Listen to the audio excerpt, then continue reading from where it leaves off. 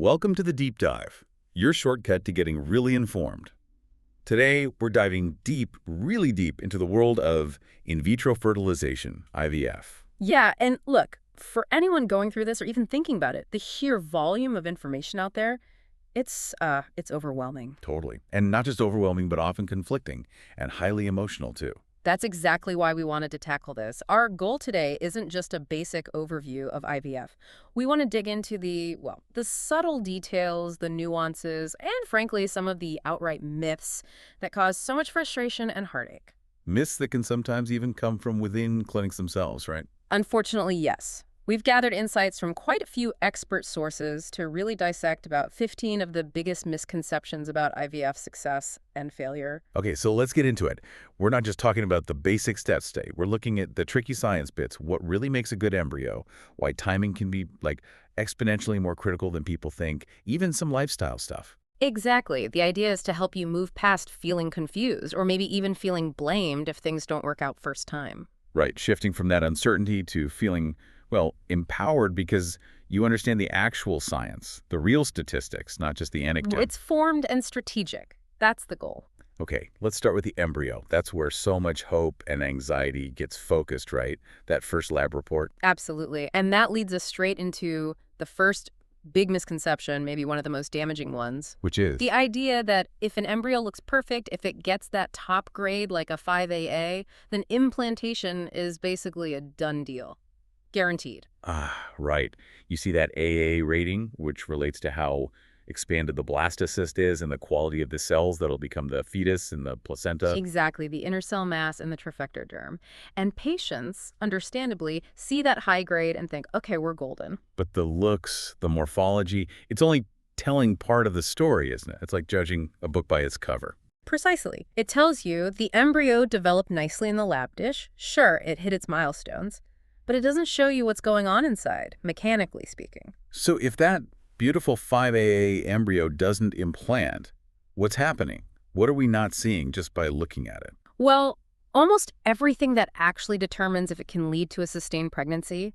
You have to remember, embryo grading is mostly about how fast it grew and how organized it looks. Okay. It's necessary, definitely. A poor-looking embryo has lower chances. But it's just not sufficient. There are critical hidden factors. Like what? What are the big ones? Number one, genetic stability. Does it have the right number of chromosomes? Is it euploid? Right, the genetic blueprint. Correct. Even a morphologically perfect blastocyst can be aneuploid, meaning it has the wrong chromosome count. And that makes implantation impossible or leads to a very early loss. Grading doesn't show you that. Okay, so genetics is huge. What else? Then there's cellular energy, specifically mitochondrial energy. Think of mitochondria as the tiny batteries inside every cell. The power source. Exactly. These little power plants are crucial.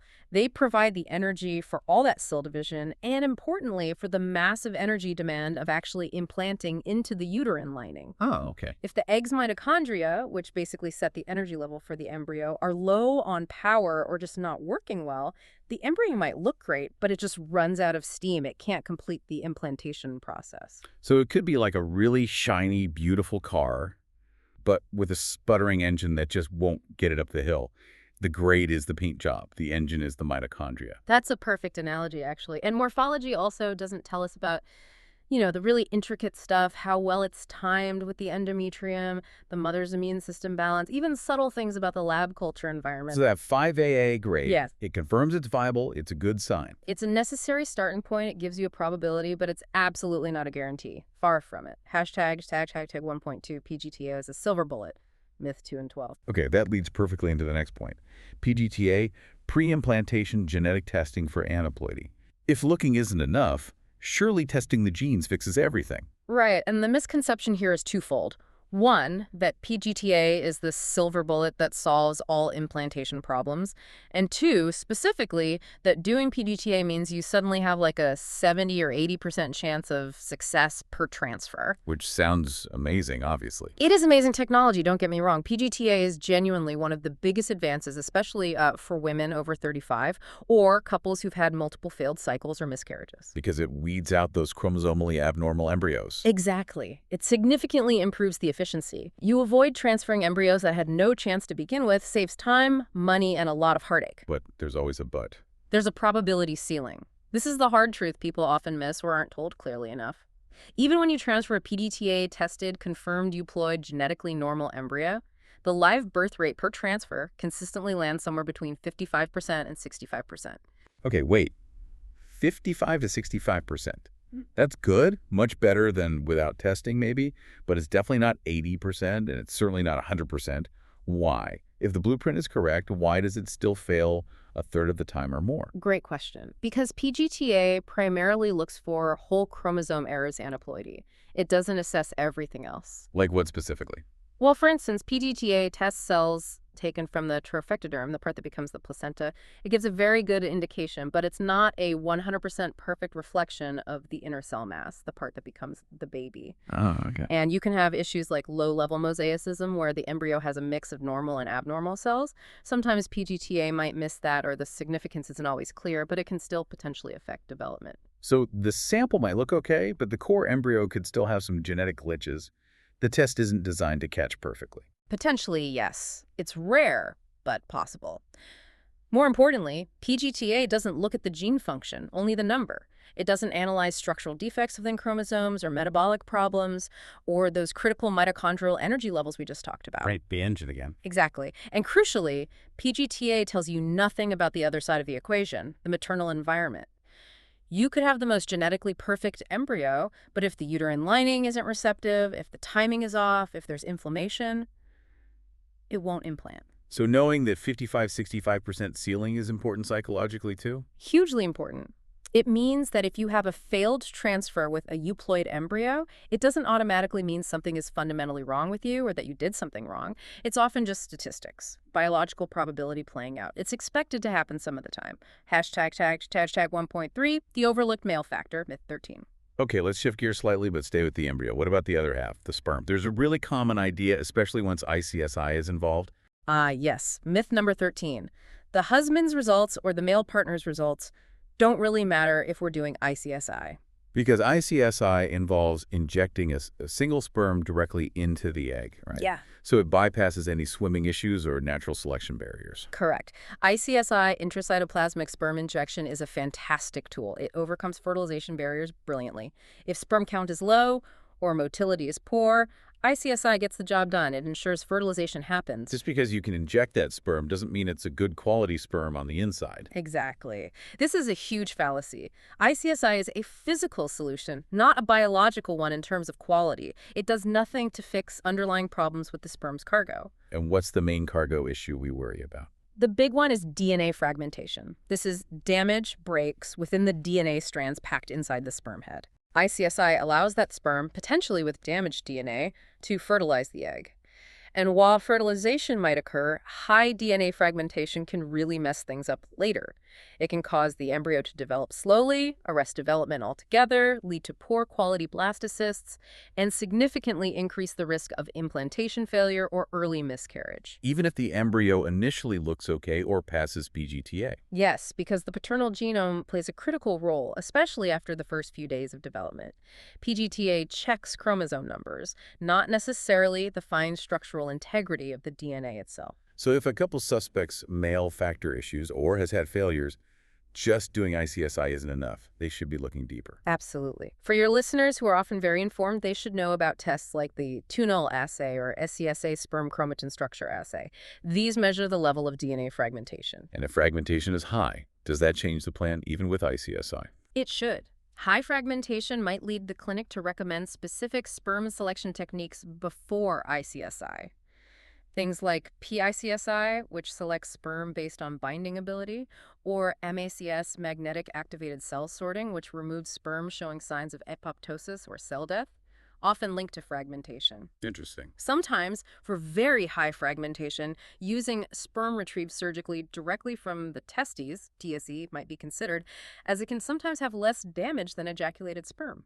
Just relying on standard ICSI without addressing known high fragmentation is a major missed opportunity to improve the odds. All right, we've talked about the seed, the embryo. Now let's talk about the soil, the endometrium. Section 2 is all about how we tend to really oversimplify the uterine lining. Totally. The prevailing idea, myth number 3, is just thickness. Only the thickness of the endometrium matters. Everyone gets fixated on hitting that 8 millimeter or 10 millimeter mark on the ultrasound. Yeah, you hear that number thrown around all the time. Uh-huh. But like you said with the embryo, it's not just about the surface level, or in this case, the size. Exactly. Thickness is just one piece. Think of it like building a house. You need walls, yes, and maybe thick walls are good, but you also need a solid foundation, good plumbing, and maybe working electricity, right? Thickness alone tells you very little about functionality. So what are the other crucial elements besides just hitting a certain millimeter number? Okay, three key things besides thickness. First, structure. On the ultrasound, we need to see a specific pattern, the classic triple line or trilaminar pattern. How does that look like? It shows three distinct layers, a brighter outer layer, a darker middle layer, and another brighter inner layer. This pattern tells us that estrogen has done its job properly, building up the lining in distinct functional zones, ready for progesterone to act on it. A thick lining that just looks uniformly gray or disorganized. Often, that's not a receptive lining. Okay, structure first. What second? Vascularization, blood flow. This is absolutely critical. That implanting embryo needs a huge supply of nutrients and oxygen. Makes sense. How do you check that? We often use Doppler ultrasound to measure blood flow in the uterine arteries and sometimes even smaller vessels within the endometrium itself. We look at indices like the pulsatility index, PI, and resistive index, RI. And what do those tell you? If those numbers are too high, it means the blood vessels are constricted, blood flow is poor, the embryo might try to attach, but it just can't dig in properly or get the support it needs to grow. Poor vascularization is a really common reason for implantation failure, even with the perfect embryo and thick lining. So thick walls, good structure, but bad plumbing no-go. Precisely. And the third element, which is getting a lot more attention now, is the microbiota. The bacteria in the uterus, I thought it was supposed to be sterile. That was the old thinking. We now know there's a uterine microbiome. And for a receptive uterus, it should be dominated by beneficial lactobacillus species. If there's an imbalance, what we call dysbiosis, or an overgrowth of other bacteria, maybe linked to chronic endometritis, a low-grade infection, it creates this inflammatory environment that's hostile to implantation. Regardless of thickness, structure, or blood flow, we often test for this now, especially after repeated failures. Hashtag chat tag 2.2, the precision of progesterone, myth 4. Okay, lining thickness, structure, blood flow, microbiota. Complex stuff. Now let's talk timing, specifically progesterone. You flagged this one myth number 4 as potentially one of the most dangerous. Progesterone can't fail, just take it. Yes, this one genuinely worries me because it ignores the fundamental biology. People think, okay, I'm taking the progesterone suppositories or injections so that base is covered, but it's not just that you take it, it's when and how much gets into your system. Why is the timing so critical? Because progesterone is the master controller, the clockmaker for uterine receptivity. It transforms that estrogen-primed lining into a secretory lining that's ready to accept an embryo, and crucially, it dictates the opening and closing of the implantation window. That specific time frame when the lining is actually sticky. Exactly. It's when the lining expresses the right molecules, like things called pinopodes, that allow the embryo to attach and invade. And this window is surprisingly short. How short are we talking? For most people, it's only open for maybe 24 to 48 hours. That's it. Wow, okay. So especially in a frozen embryo transfer FET cycle where we're artificially controlling the hormone, we have to mimic the natural timing perfectly. If you start your progesterone, say, 12 hours too early. The window might already be closing by the time the day 5 embryo goes in. Precisely. Or if you start 12 hours too late, the window might not be fully open yet. The synchronization has to be spot on. So that casual instruction, okay, start your progesterone on Tuesday for your transfer on Saturday, that's potentially not precise enough. For optimal results, especially in medicated FETs, it really requires hourly precision. Clinics should be giving a specific time to start progesterone, calculated back from the exact age of the embryo being transferred and the planned transfer time. And what about the how much part? You mentioned absorption. Right. This is often overlooked. You can be taking the prescribed dose, especially, say, vaginal suppositories, but absorption varies hugely between individuals. Your actual blood level of progesterone might be too low. Below what threshold? Generally, we want to see serum progesterone levels above 10 nanograms per milliliter, NGML, a few days after starting it, definitely before the transfer.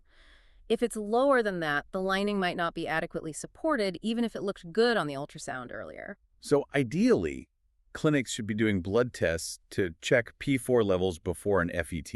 In an ideal world, yes, or at least have a low threshold to check it if there have been previous failures. Transferring onto a lining with insufficient progesterone support because absorption was poor is an entirely preventable cause of failure. It's not just if you take it, it's when, precisely, and ensuring your body is actually getting enough. Okay, section 3.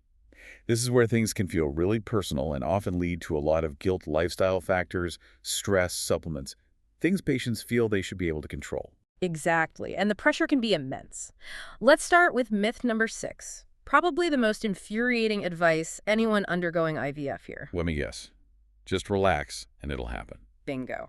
Or the slightly more clinical sounding version, stress is directly preventing your pregnancy. It implies that your emotions are the main barrier. Which is just cruel, really, because going through IVF is inherently stressful. If stress alone was the primary killer of embryos, nobody would ever get pregnant with IVF. Precisely. Let's be very clear. Major implantation failure is almost always down to the biological factors we've been discussing: embryo genetics, endometrial timing, structural issues. Stress is rarely, if ever, the primary physical cause. But does that mean stress has no impact at all? No, we can't dismiss chronic severe stress entirely. It's just that its impact is usually more indirect. How so? What's the mechanism? Well, chronic stress keeps your hypothalamic pituitary adrenal HPA axis fired up, constantly pumping out cortisol. The stress hormone. Right.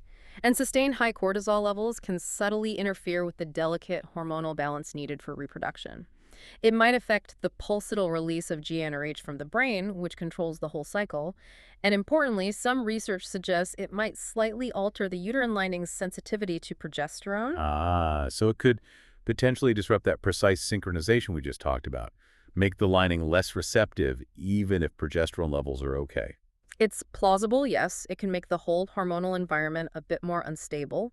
It can also affect sleep, which impacts melatonin, potentially influencing egg quality. So managing stress is good for your overall well-being and might remove a secondary hurdle, but it's not the magic switch. You shouldn't feel guilty for feeling stressed during IVF. It's normal. Hashtag 3.3, the perils of natural remedies, myth 7. Okay, what about supplements? This area is so confusing. Myth number 7, everything natural helps, which leads people to take handfuls of vitamins or drink weird herbal teas based on something they read online. Yeah, the natural label is very appealing, but it's also where things can go wrong. The danger is twofold. First, natural does not mean safe or inert, especially during IVF. How come? Many herbal preparations, even common ones, can have significant drug interactions. They can interfere with how your liver metabolizes the crucial IVF medications, the stim drugs, the trigger shot, the progesterone. So herbal tea meant to boost fertility might actually be making your expensive IVF meds less effective. It's absolutely possible. It can speed up or slow down metabolism, changing the drug levels in your body in unpredictable ways. It's actively counterproductive, potentially. Okay, what about vitamins? We hear a lot about things like CoQ10 for egg quality. Right. CoQ10 is a good example. It's an antioxidant, supports mitochondrial function, and there is decent evidence, particularly for women maybe over 35 or with diminished ovarian reserve, that moderate doses, maybe 400, 600 milligrams a day, can be beneficial for egg quality. But then you see people taking like 1,000 milligrams, 2,000 milligrams a day because they saw it on a forum. That's megadosing, and it's likely completely unnecessary and possibly even unhelpful. More isn't always better. Can taking too much of certain vitamins be bad? Yes. For example, taking massive doses of certain antioxidants like vitamin C or E could theoretically disrupt the natural oxidative balance needed within the follicle for healthy egg development. It might even slightly reduce oxygen supply to the follicles. Wow. The bottom line with supplements is less is often more. Focus on correcting known deficiencies identified through blood tests like vitamin D. Discuss any supplement, even natural ones, with your actual fertility doctor before taking them. Don't self-prescribe based on Dr. Google. Hashtag 3.3 detox diets and IVF myth 8. All right, sticking with lifestyle, what about diets? Another common piece of advice, sometimes even from well-meaning clinic staff, is myth number 8. Go on a detox diet before your cycle. Clean out the system. Ah, the detox myth. Again, usually well-intentioned, but potentially quite harmful in the context of fertility preparation. Why? What's wrong with trying to eat clean? Eating clean is great. Balanced nutrition is key. But detox usually implies something extreme. Severe calorie restriction, juice fasts, cutting out entire food groups. And that's counterproductive. How does it backfire? Extreme dieting signals famine to your body. Your system basically says this is not a good time to reproduce and can downregulate reproductive hormones. It also deprives your body of the fats and proteins needed to build hormones and, crucially, to build that thick, receptive endometrial lining we need. So crash dieting could actually lead to a thin lining. Absolutely. It can also lead to dehydration, which hinders blood flow. Remember that vascularization point. And many popular detox plans, like juice cleanses, involve huge amounts of simple sugars. Which causes Massive insulin spikes. And insulin levels are tightly linked with ovarian function and hormone balance, especially for women with conditions like PCOS. You want stable blood sugar, not wild swings. So what's the actual best dietary advice pre-IVF? Forget the extremes. Focus on balanced nutrition. Good quality protein, healthy fats, lots of vegetables, complex carbs. Keep blood sugar stable, stay well hydrated, and of course, eliminate actual toxins like nicotine and excessive alcohol. It's about nourishing your body, not punishing it. Okay, section 4. Let's move into the clinic itself and challenge the idea that IVF is or should be a standardized process. Starting with a controversial area, immunology. Right. Myth number 5 is this dangerous oversimplification. Immunity needs to be shut down for pregnancy to happen. This leads some places to routinely use powerful immune-modulating drugs. Like corticosteroids, intralipids, IVF. Exactly. Things like prednisone, intralipid infusions, or even IVH intravenous immunoglobulin, which is very expensive and carries risks. Why do some clinics seem to jump to these, maybe after just 1 or 2 failed transfers? It often comes from a misunderstanding of how implantation works immunologically. The goal isn't to suppress the immune system, it's to promote tolerance. Tolerance. Yeah, the mother's immune system needs to recognize the embryo, which is half genetically foreign, but not attack it. It's a very delicate, active conversation between the embryo and the uterine lining, involving specific immune cells and signals. It's about balance, not shutting things down. So using these strong drugs without a clear reason could be bad. It could definitely be unnecessary, costly, and potentially disruptive. The controversy really lies in using these therapies without a confirmed immunological diagnosis. What kind of diagnosis would warrant them? There are specific situations, maybe proven high levels of uterine natural killer cell activity, certain cytokine imbalances like a skewed Th1-Th2 ratio, or diagnosed autoimmune conditions like antiphospholipid syndrome or lupus. These need proper testing first. And if you give immune suppressants when there's no underlying immune problem, You risk messing up that delicate balance needed for tolerance. You might dampen necessary signals or even inadvertently cause inflammation. In some cases, using these drugs without indication might actually lower the chances of implantation. The takeaway is, immunology in reproduction is incredibly complex. Test first, get a specific diagnosis, and only then consider targeted treatment if it's truly indicated. Don't just throw immunosuppressants at everyone. Hashtag tech 4.2 IVF is not copy-paste myth 10. okay, that idea of targeted treatment leads nicely to myth number 10, the one protocol fits all approach to IVF stimulation. The copy-paste cycle. Yeah. Yes, this happens. You see clinics where, pretty much every 30-year-old gets the same starting dose of gonadotropins, the same trigger day plan from the start, the same luteal support. Why is that bad? Isn't it efficient?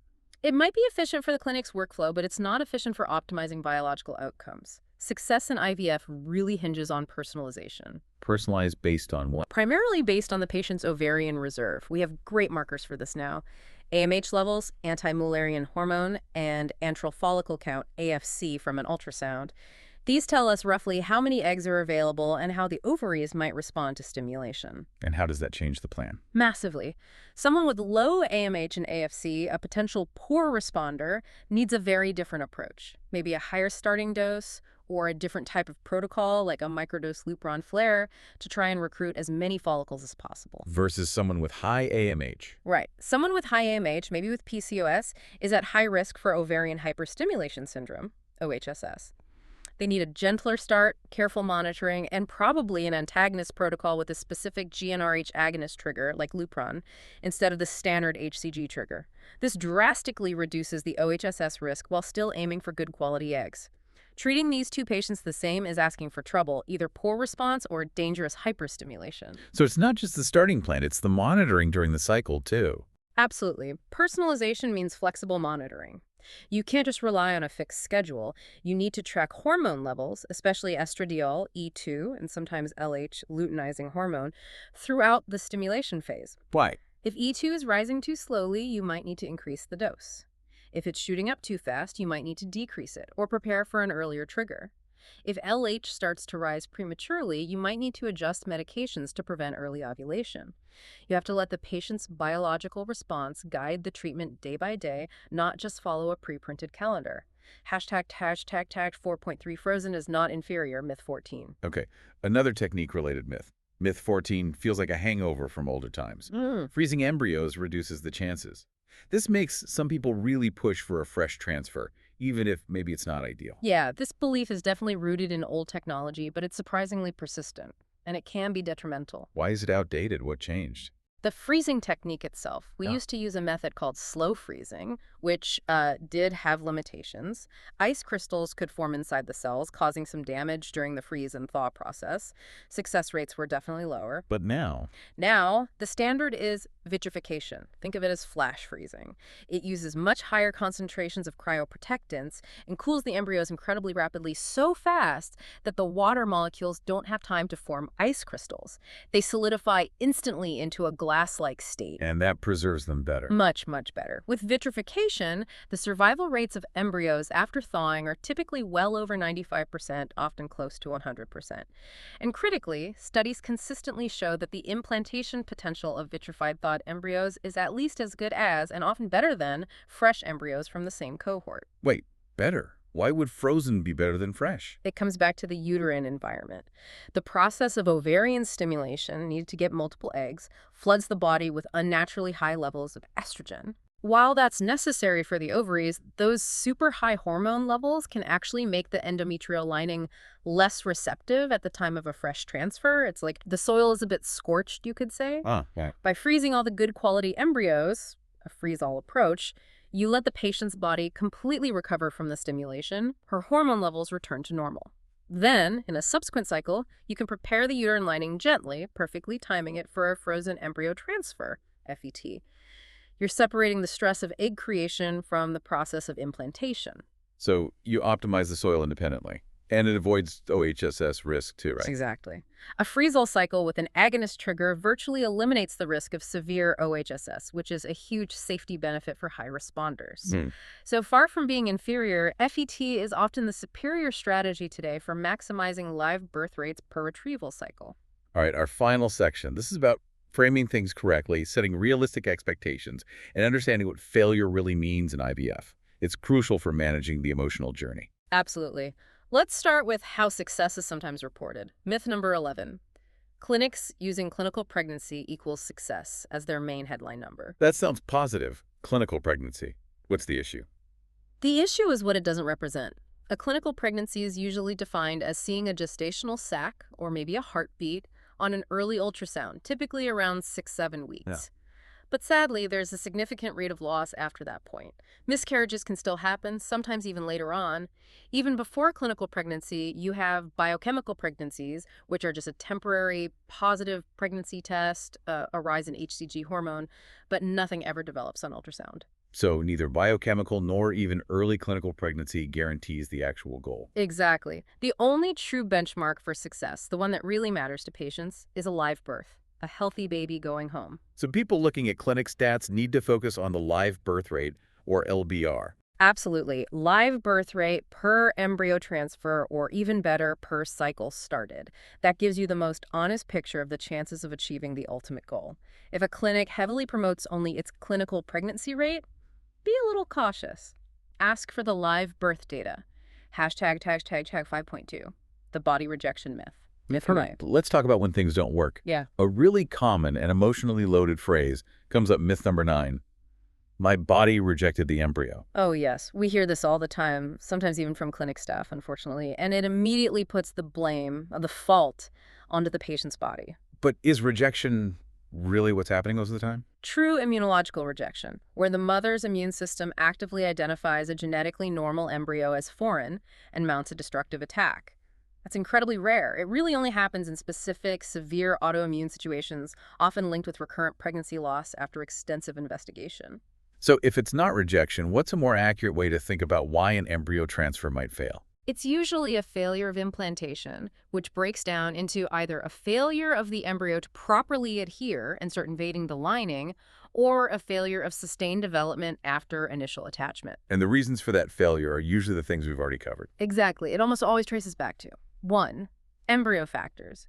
Most commonly underlying genetic issues in the embryo, aneuploidy, even if it looked good or wasn't tested with PGT-A, or maybe those mitochondrial energy deficits. 2. Endometrial factors. Problems with the lining itself, poor structure, poor vascularization, an unfavorable microbiome, or 3. Timing factors. Critical errors in that progesterone timing, meaning the window of receptivity wasn't aligned with the embryo's arrival. So when a transfer fails, the first place to look isn't some mysterious rejection. No. The first step is a logical review of these more common mechanical, genetic, and timing factors. Was the embryo quality truly optimal? Was the lining assessed thoroughly? Was the progesterone timing perfect? Was absorption checked? Investigate those first, long before jumping to conclusions about the immune system attacking the embryo. Hashtag 5.3 failure as a signal, not a verdict. Myth 15. Okay, this brings us to the final, and maybe most important, mindset myth. Myth 15. One failure means something is fundamentally wrong with me, or it's never going to work. This is perhaps the most damaging conclusion someone can draw. Emotionally, it often leads people to give up too soon, or conversely to panic and demand increasingly invasive or unproven treatments. So what's the crucial counter-message here? The critical takeaway is that IVF is inherently a game of probabilities. Remember that 55-65% success rate, even with a perfect-looking, genetically tested embryo. That means failure in 35-45% of those ideal transfers is statistically expected. So a single failure, why devastating, doesn't mean you're broken or doomed. Not at all. It does not indicate some permanent, insurmountable problem. It is simply a data point. A very difficult data point, absolutely, but data nonetheless. Data for what? What should that failure signal? It should signal the need for analysis and adjustment, not abandonment. That failed cycle provides incredibly valuable information. It tells you that the specific combination of factors used that time, the stimulation protocol, the trigger timing, the progesterone support, the state of the lining, wasn't the winning combination for you. So it prompts a strategic review. Exactly. A good clinic will sit down with you and analyze. Okay, how was the ovarian response?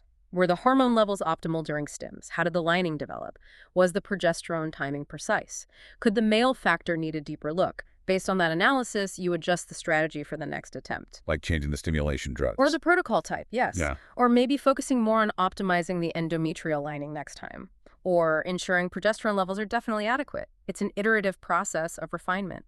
And when do you consider more advanced tests, like the ERA, for the window of implantation? Generally, tests like the ERA, endometrial receptivity analysis, are considered after maybe 2 or 3 transfers of high-quality embryos have failed without a clear reason. They aren't usually a first-line approach. The point is, failure is often just a necessary step on the path, providing the clues needed to find the right path forward. It's a signal, not a final verdict. Hashtag outro. Wow. Okay. This has been incredibly insightful. We've really peeled back the layers on so many common assumptions about IVF. I think the biggest theme here is just the power of accurate information. Knowledge really is power in this journey. Yeah, understanding these details, that embryo looks aren't everything, that PGT-A isn't magic but a tool, that timing is so precise, that failure is often just statistics. It really helps shift the focus away from anxiety and self-blame. And towards informed questions, strategic decisions, and realistic hope. Exactly. It reframes failure not as a dead end, but as crucial data guiding the next steps towards success. I think, what's really fascinating when you boil it all down, successful implantation isn't usually about one single perfect thing. It's much more about the incredibly delicate synchronization, the timing, the balance between 3 complex systems all aligning just right.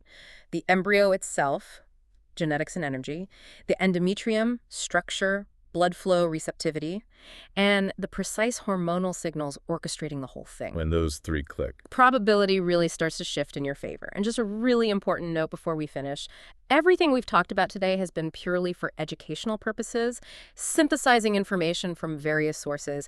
This is absolutely not medical advice. Definitely not. Please always consult directly with your own fertility specialist about your specific situation, your diagnosis, and your treatment plan. Absolutely critical. And for those of you looking for more comprehensive information covering the entire IVF process, you can find a wealth of resources over at the portal ivfforme.com. That's IVEEF4ME.com.